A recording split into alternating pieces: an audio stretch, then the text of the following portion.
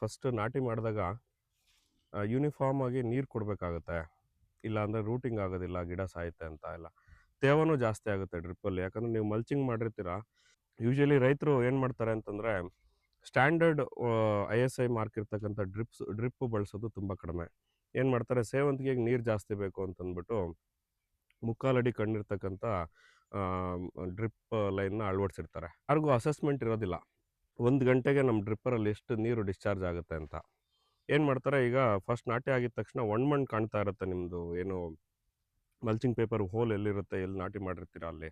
ಅವಾಗ ಏನು ಮಾಡ್ತಾರೆ, ಎಕ್ಸಸ್ ನೀರು ಕೊಡೋಕ್ಕೆ ಸ್ಟಾರ್ಟ್ ಮಾಡಿ.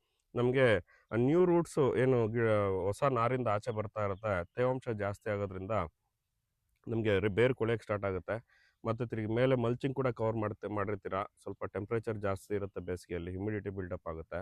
ಆವಾಗ ನಿಮಗೆ ಫಿಜೇರಿಯಮು, ವರ್ಟಿಸಿಲಿಯಮ್, ವಿಲ್ಟು ಸ್ಟಾರ್ಟ್ ಆಗುತ್ತೆ ಸೇವಂತಿಗೆಯಲ್ಲಿ.